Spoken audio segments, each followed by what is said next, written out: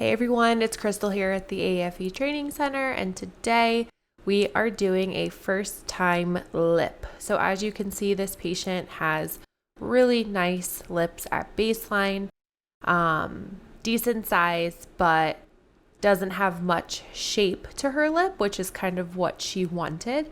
She wanted a little bit more of a peaked Cupid's bow, and a little bit more shape in that sense. More definition around the borders, and then obviously overall volume. So I am using a medium dermal filler in this area just to give her a little bit more structure and volume to the lip. I am using the AAFE right angle technique starting out here, so you can see that really helps to pick up the lip. And it also kind of creates more show of the lip as opposed to projection of the lip. So how much lip you can see when you're looking at the patient straight on, as opposed to how much you see from their profile or the projection of the filler.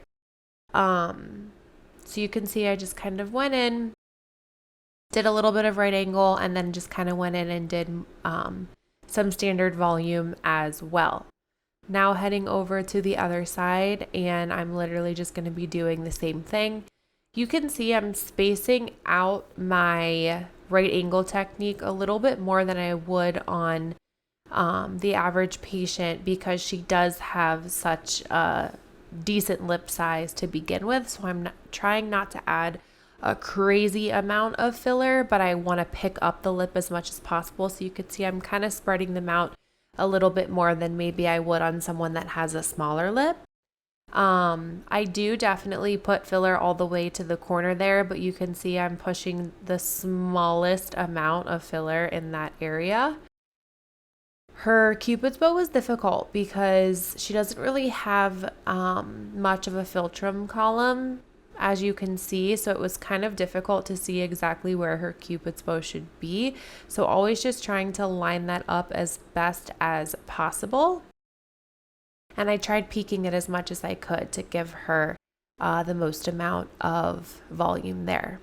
Then I'm just going in and filling in the bottom lip. I didn't want to do any right angle on the bottom because she actually has a really nice pouty pull down bottom lip, so I didn't really need to enhance that. I just wanted to give it a little bit more volume and keep it symmetrical in the sense of hydration, making sure that I'm filling both the top and the bottom lip so that they look nice and even.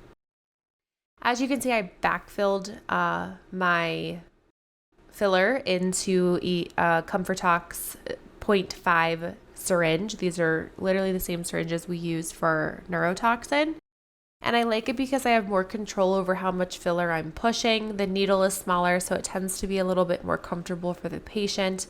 And it keeps the original filler syringe sterile, which is always nice if you end up having some left over. Which in this case I didn't, but I still like to use the ComfortTox syringes because it's just more comfortable for the patient. So then you can see I kind of got filler everywhere. So then I really just kind of want to massage, make sure I don't feel any major lumps or bumps. And then I'm going to take a peek and see how it's looking. And if I want to add, any filler anywhere else, critique, be nitpicky with it, and make sure it all looks really nice and smooth and even and uniform.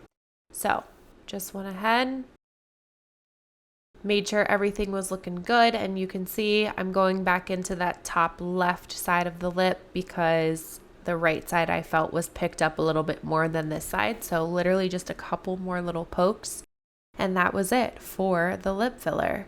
So now I'm just kind of getting her cleaned up, making sure that I get all those little blood crusties off so that her lips look nice and pretty for when I show her the final result. Making sure she's good and clean. And then I always go in with our ComfortTox post lip injection care kit So this is the balm. You can see it's really nice and pretty and shiny, but it's also therapeutic because there's arnica in there as well as hyaluronic acid, and it's very moisturizing for the patient. So I just am putting that on her, and then I will show her the final result.